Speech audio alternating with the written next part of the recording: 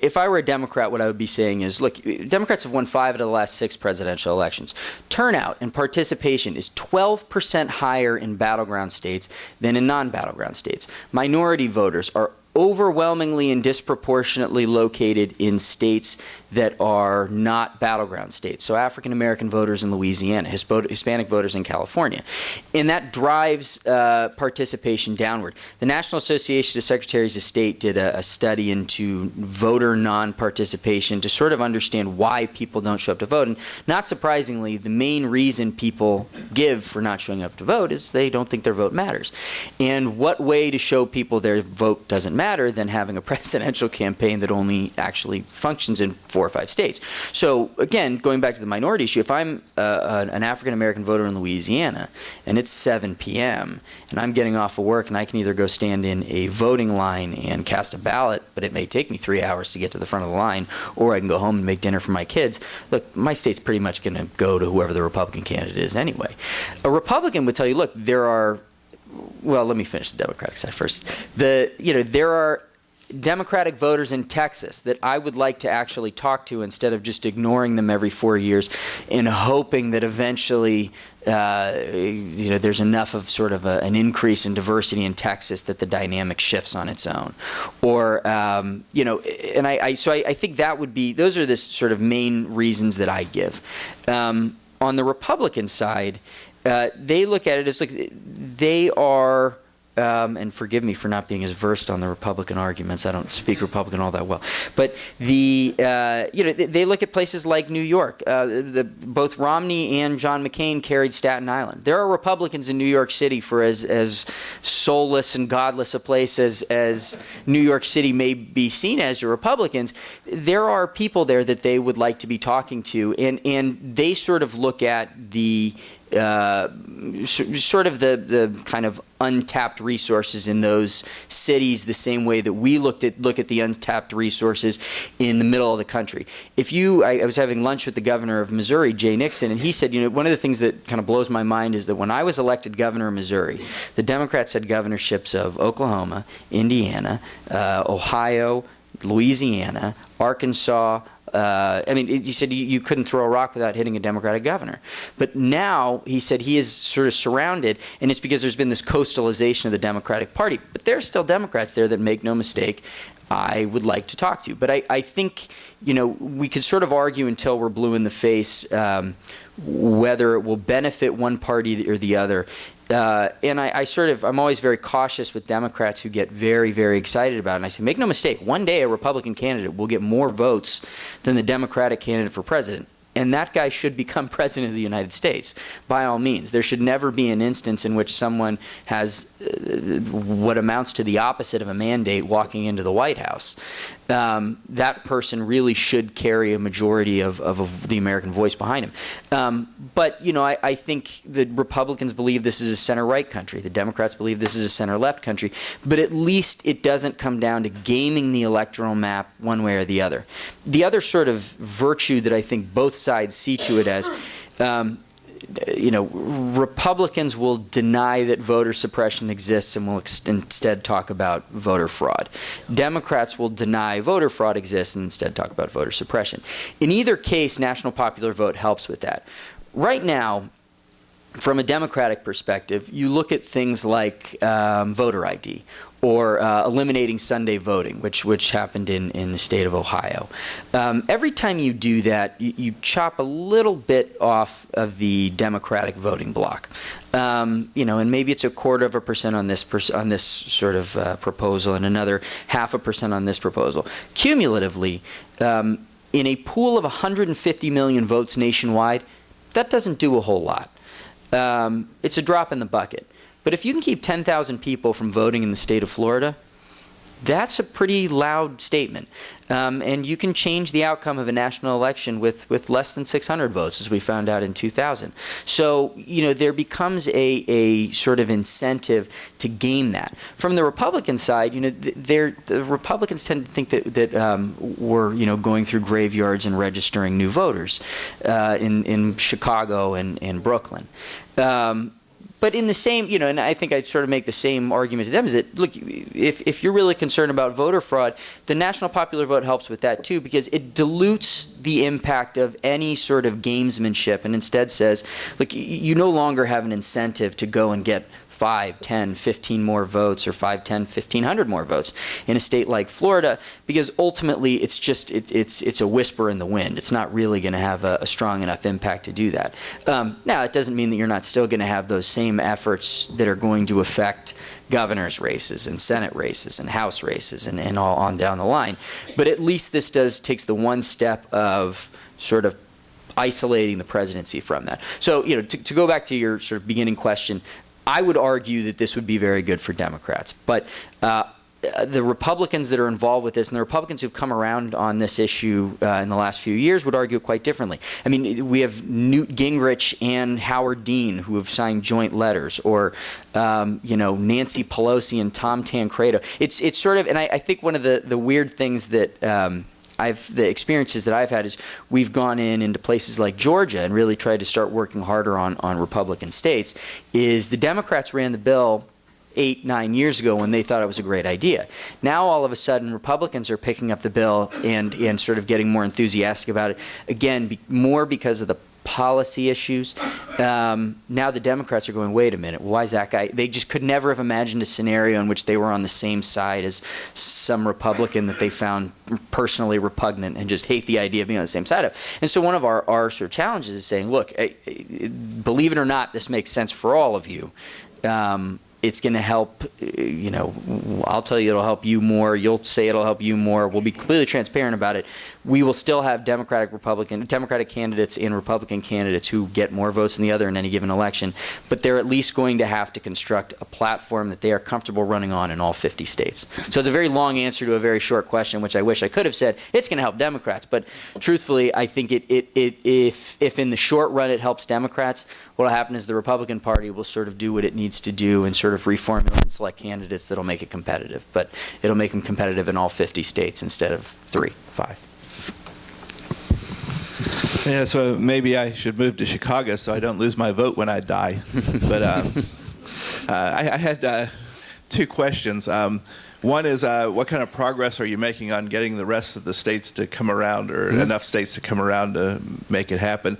And the other question is, have you thought about doing something about the primary elections with Iowa and New Hampshire always being first? So the benefit of, I'll do your second question first.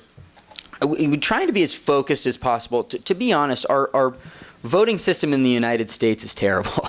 We have a really sort of flawed voting system. It's fragmented. Laws differ so dramatically from state to state. I mean, down to states that have voter ID laws. We worked with the state of Wisconsin.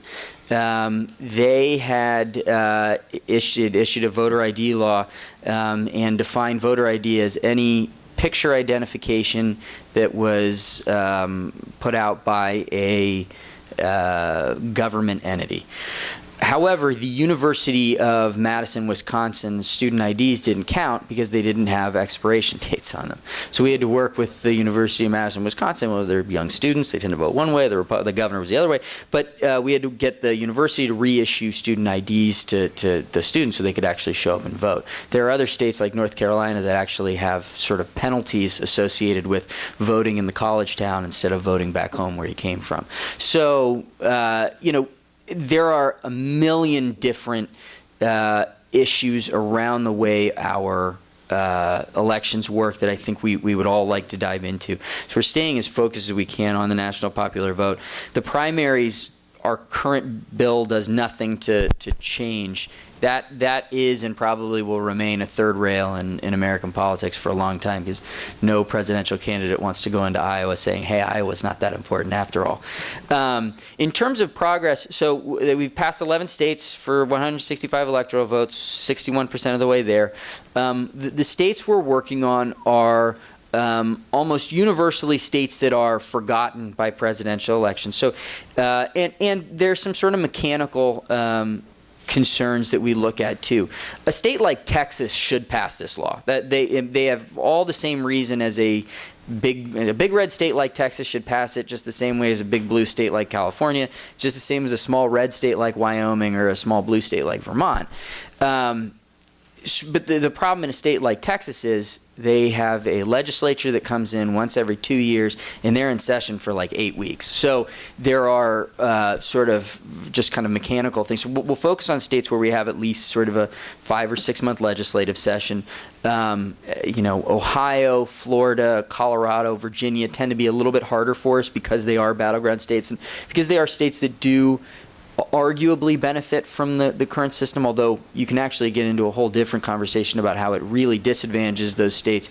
If you're running for office, for example, in Ohio, your state assembly or state house or something like that, good luck getting any TV time to run your couple $1,000 ad when you have two presidential juggernauts coming in with $1 billion each to buy up every ounce of airtime at 2 in the morning on channel 427.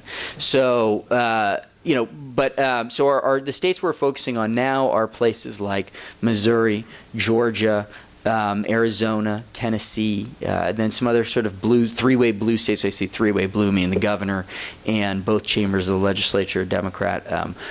Oregon, Delaware, Connecticut. The interesting one where we've had some success, but frustratingly in 1 year, but we'll pass the Senate in 1 year and the House the next year, then the Senate the 1 year. Just can't put the two together in the right session is Colorado. And they are sort of a firm battleground state, but with sort of an understanding that this is a fleeting status, that you go from being a battleground state to not a battleground state to maybe back to being one. So.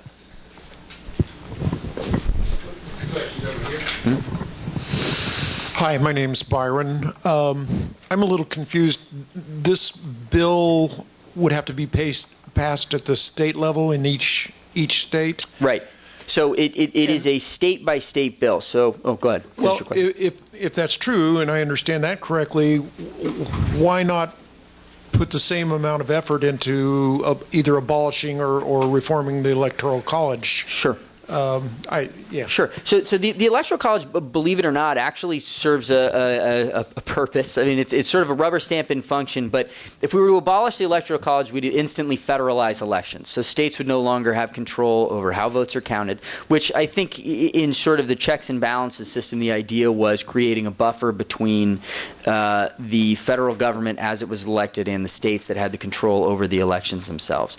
So, as sort of ethereal as that may be, the Electoral College does serve a purpose. The reason we wouldn't want to do a constitutional amendment is simply because the power to keep that authority at the state level is already there.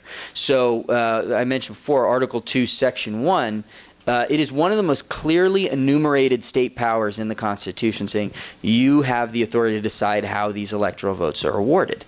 And sort of amending the Constitution would amount to sort of having a door there that you can walk right out of, but putting another one right next to it, because we already sort of have the vehicle necessary to actually put it into play. And I think there is a very there's let's say a lack of cynicism on the state level that exists at the federal level, and the amazing thing about state legislatures is they end up getting things done, whether you agree with or not what they're actually accomplishing. State legislatures move policy forward, and we've now moved into a system that I think is very different from really FDR up through Reagan, where policy really flowed downward from Washington, and now policy is driven from the states, whether it's marriage equality, whether it's gun laws, whether it's whatever those issues are. The states are really seen as the laboratories of democracy. I think the other thing about a constitutional amendment is, by keeping it a state law, let's say I'm wrong and the Founding Fathers come back from the dead and tell us all that we've completely ruined the country. You can change the national popular vote with the same way that you got into the compact. You pass a new law that says we withdraw from the compact. So I think it does give state legislators some level of comfort in saying there's no permanence in what we're doing any more than there was a permanence in moving to the winner-take-all system in the 1830s and 40s. So, next question is here. Hi, Randy, thank you. Let's take California as an example, okay? Under this, if the majority, and California, say, had 100 electoral votes, so they would cast 100 electoral votes for the popular winner in these 15, 20 states, whatever, the compact states. So the only thing I would correct there, so we're not only counting the votes of the compacting states. So it is the vote of all 50 states. So it's whoever gets the most votes in all 50 states wins. So it's not just while, let's say 25 states enter the compact and that's enough to put it into effect, we are still doing the count by all 50 states. So every single voter matters. Okay, thank you for that clarification. Now, if the system was California has 100 votes, the voters go 55 one way and 45 to Party B. Wouldn't it be more representative of the individuals and voters, the popular votes of that state, to award 55 to candidate A and 45 to candidate B? Right. So it's an interesting question. So I think I'll start at sort of the highest level and drill down. I think part of the question we have to ask ourselves is, are we electing an American president who represents the United States, not our state? What sort of responsibility does that put on us as voters, and where do we sort of take off our Californian hat and put on our American hat and say, the person with the most votes across all 50 states should win? But there's an interesting, so there have been a few other sort of ideas that have surfaced in the last few years. One is what I think you're saying is a proportional system that divided electoral votes proportionally. There's been another that's congressional district systems. So to deal with the second one first, congressional district systems, they actually proposed it here in California, awarding by congressional district. The problem is you take what used to be battleground states and turn them into battleground districts. So now instead of Ohio mattering, the Ohio 3rd, 7th, and 9th matter, and the Florida 1st, 2nd, and the Texas 23rd. But you just take the original problem and fragment it a little more. The proportional problem we run into is if you said, well, let's say, California went 55 for the Democrat and 45 for the Republican. How do you award 0.8 of an elector? There are sort of constitutional law problems there that being able to round would cause automatic sort of chaos at the Supreme Court level, and saying, and the other thing is I think the proportional system would be compelling if all 50 states did it. But the problem is the instant that you had one that didn't do it, now you would sort of throw off the entire count. Because ultimately, adding 50 percentages up to get one is the same as taking a percentage of all of them. So your point is fairly taken, but it would just require that everybody did the exact same thing. So this is just a little bit more practical in that achieving a sort of 50-state popular count and looking at one percentage, and that percentage is who got the most votes. So. I had a couple of quick questions. One is, if you got to a majority of the Electoral College votes who adopted your system, then if 5 years later one of the states retracted their membership, then does that mean we'd go back to the Electoral College system? So I think part of the idea is that we probably would not stop at 270. We'd probably try and get enough and keep going. And I think as we get, this is sort of one of the, I'd like to say, the biggest movements that you probably haven't heard of. We're fundamentally trying to change the way the leaders of the free world is elected after 200 years of doing it one way. And it hasn't gotten a ton of attention, which sometimes to our chagrin, but maybe actually it's sort of a blessing in disguise. But I think as we get closer and closer, there will be states. I'll give you an example. The Oklahoma Senate passed our bill, which I noticed that I mentioned that before, the states that we've passed are primarily blue. The New York legislature, when they passed it, it was the most bipartisan activity we've ever had. The Republicans controlled the New York Senate. Democrats controlled the Assembly. We passed 52-4 in the New York Senate. 2 Republicans voted against it. 2 Democrats voted against it. So they say bipartisan support, bipartisan opposition. the reason we were able to get Republicans to come around in New York, and I'll sort of give a parallel example in Oklahoma, was at the same time there was standing water in lower Manhattan because of Hurricane Sandy, Rand Paul was filibustering an aid package to demand spending offsets. And so one of the things we started saying to the New York Republicans was, look, can you imagine Rand Paul filibustering an aid package after a hurricane in Miami, Florida? And, not so much because he's got to win there. And all of a sudden it just kind of clicked for them that, wait a minute, we are really sort of being left out in the cold here. In Oklahoma, it had to do with water issues. Oklahoma, as an agricultural state, is right next to Iowa and does not have any of the problems with irrigation and water that Iowa has. Because if you're a presidential candidate, if you're a president, you know you're going to have to make sure those people of Iowa like you well. So I think, our goal has been creating a system where as we've gotten more and more bipartisan, we're attracting states to us instead of just working states. But mechanically, if we had exactly 270 the day the election took place, and between that election and the next election somebody stepped out, yeah, it would remain in effect. It would remain sort of on the books, but we'd go back to how we were doing it before. But I think our hope is that enough people see that this was a good thing that not only do they stay in, but some of the states who aren't in yet get in as well. Next question is here. I'm looking at this information sheet. Mm-hmm. How many people are in this advisory board? All the formers, or the predominance of formers are Republicans. Yeah, well, I mean that's on purpose. I mean, again, if I mentioned before, we are we tend to be a majority Democrat issue, so most of our focus then tends to be on Republicans. So I mentioned in Oklahoma, we pretty quickly, or we got through the Oklahoma Senate. That was with 100% of the Democrats and a friendly Republican leader and just enough Republicans to push us over the line. So, I mean, I think the challenge for us has more often than not been defanging the issue for Republicans and sort of getting them to sit down and talk about it and realize this is not a large, elaborate insult to the Bush family. I mean, because honestly, I do think there were a lot of people who, the instant we brought it up, thought you're just upset that George Bush got elected.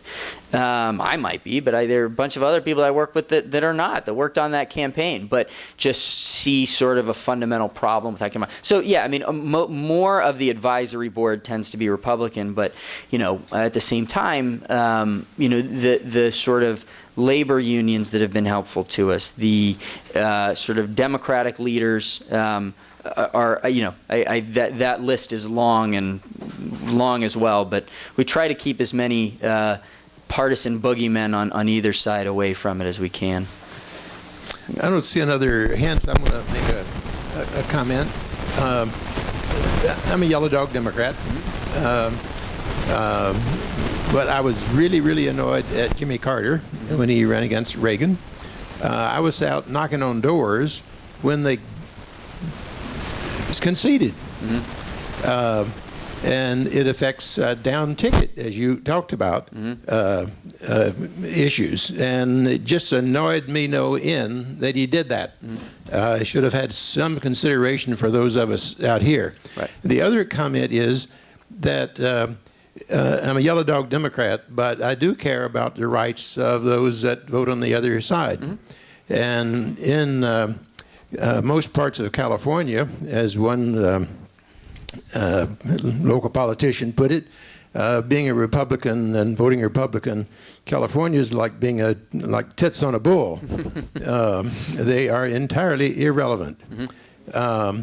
And the damage that does to parties when you are the minority in a state is that it hurts your opportunities for party development. Mm-hmm.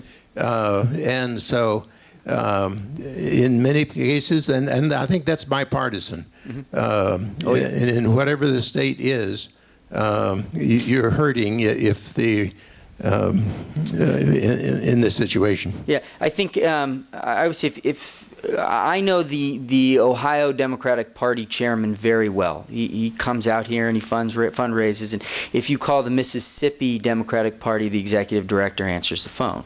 So you sort of I think, what I mentioned before, Governor Nixon from Missouri was right that, we sort of coastalized the parties, and coastalized at least the Democratic Party, and created these regions where everything is hyper-partisan.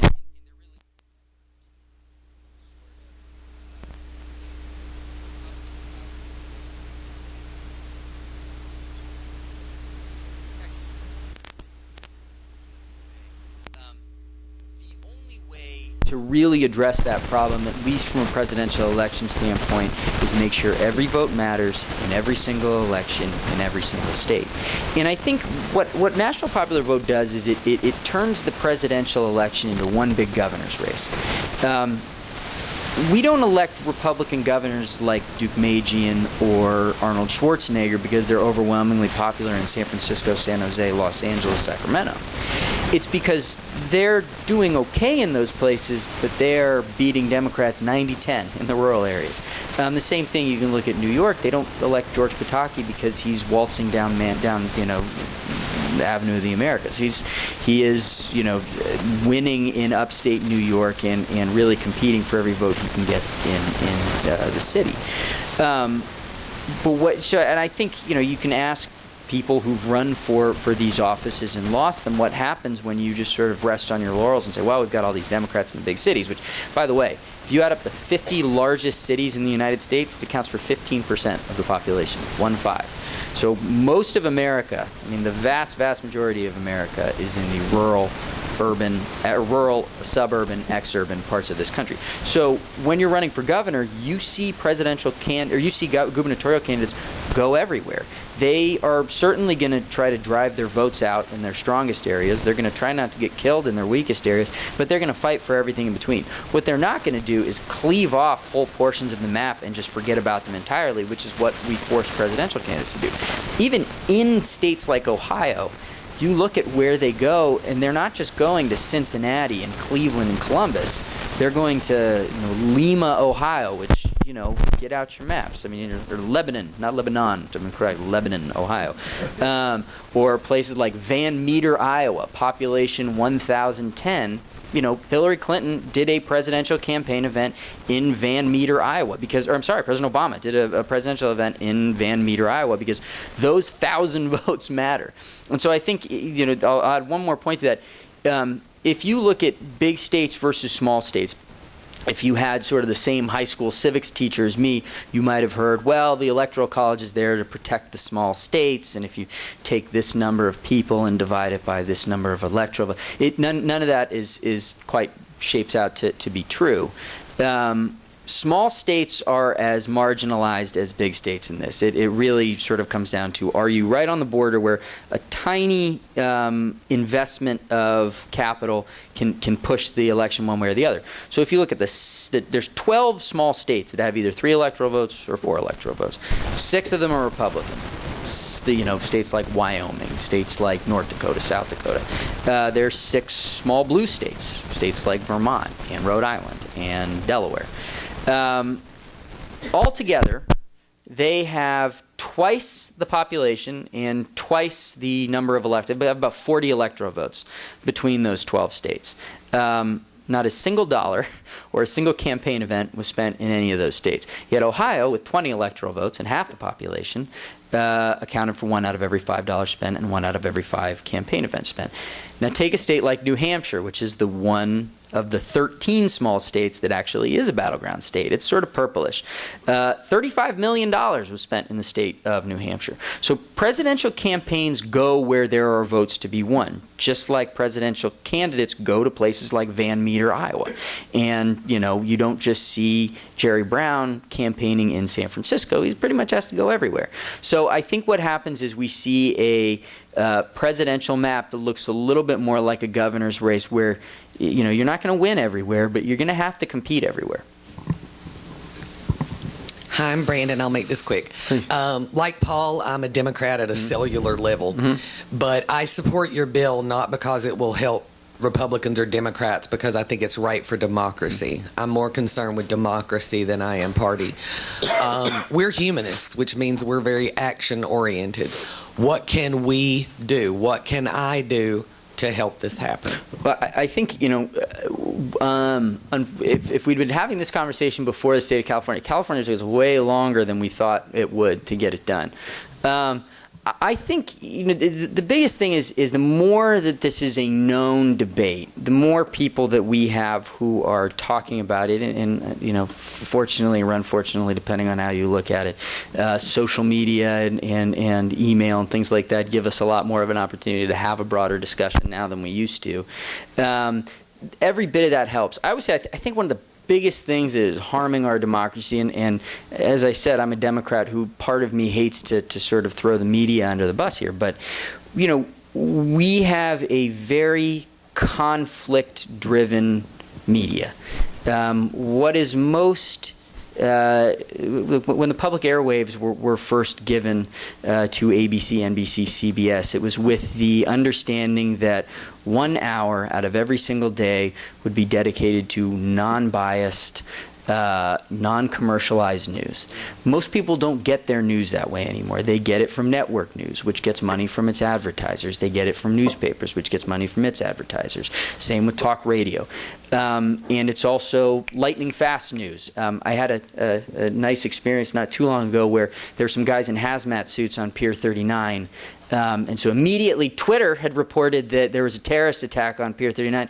It turned out a homeless man had run into Boudin's with a can of pepper spray and set it off. But one of the local stations picked it up and sort of ran with potential terrorist attack. So anyway, what drives news is conflict, is this guy calling this guy an idiot on the floor of the Senate. Or, it's that sort of strife that drives it. And I think because of that, it is incredibly difficult for policy-driven issues like ours to get attention at a very high level. And, we're a fairly sophisticated organization. We're careful about the types of press we do.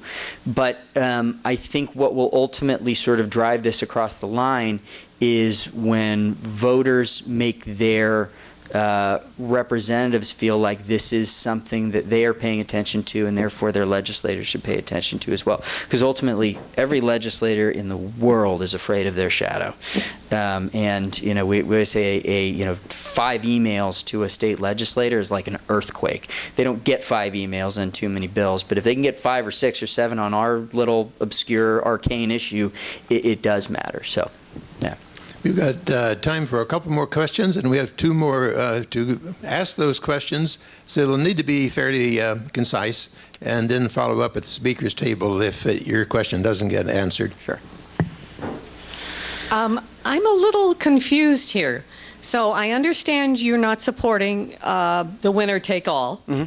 So are you supporting the proportional, or is there some other system that I'm not hearing? Nope. The only system we support is national popular vote, which is the person who gets the most votes in all 50 states. But how does that work with the Electoral College? So, what it essentially says is California's 55 electoral votes will go to the winner of the popular vote across all 50 states. But this pool of 270 votes that we talked about, the trigger of 270. So what each state, the Californias, the Vermonts, the Rhode Islands that have already opted in have done is they've created a pool of electoral votes that they have pledged, that they have awarded to whoever wins the most votes in all 50 states. So once we have enough other states to hit that 270 number, now there is a giant pool of electoral votes that is guaranteed to go to whoever wins the most votes in all 50 states. So let's say candidate A gets 1 more vote than candidate B.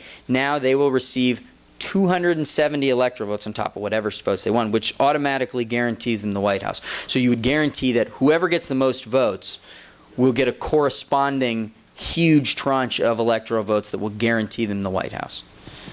Which would mean that even if California voted against, we wanted the Democrat, but there was a public nationally, Republicans got more vote. Our votes, our 58 or whatever 55, it is, 55 would go to that Republican. Yeah, and make no mistake, that is the trade-off. I mean, we are sort of asking people to look higher. when you open the newspaper the next morning, I mean, I'm going to go out on a limb and guess most people aren't looking which way their voting precincts went. I do, but I have a reason for it. But when we want to know that the person who becomes governor of California gets the most votes in California, we want to know the person who becomes president of the United States gets the most votes in the United States. I think most people, I'll put it this way, Republicans in Mississippi weren't high-fiving at the water cooler the morning after the election when Mitt Romney carried their state. It was a sad day, no matter what. I wasn't particularly happy when George W. Bush got reelected in 2004. But what was most important was the guy who got the most votes won nationwide. Well, I'd like to say I appreciate your being here, because I have to admit I saw this as a totally irrelevant issue with no way of having much importance. But you opened my eyes that it really is something, and I think any of us who think in terms of bigger things like being an American rather than being a Silicon Valleyist or whatever is important. And to my mind, that's what humanism is about. So thank you very much. Thank you. Thank you. One more comment. I bought this when John Koza spoke to us a number of years ago. It is not a novel. You will read through it one sitting. It's over 1,000 pages.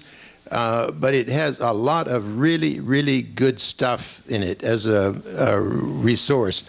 And I notice... yeah, I brought a couple, so if anyone wants to take those home, they're more than welcome to. And that one-pager has sort of our explanation of how the bill works, and you can see all the spending patterns for presidential elections in 2012. And it's shaping up to be another election that's just the same. We're all writing our checks and watching them go directly to Ohio. So anyway, thank you very much for the opportunity. Thank you again.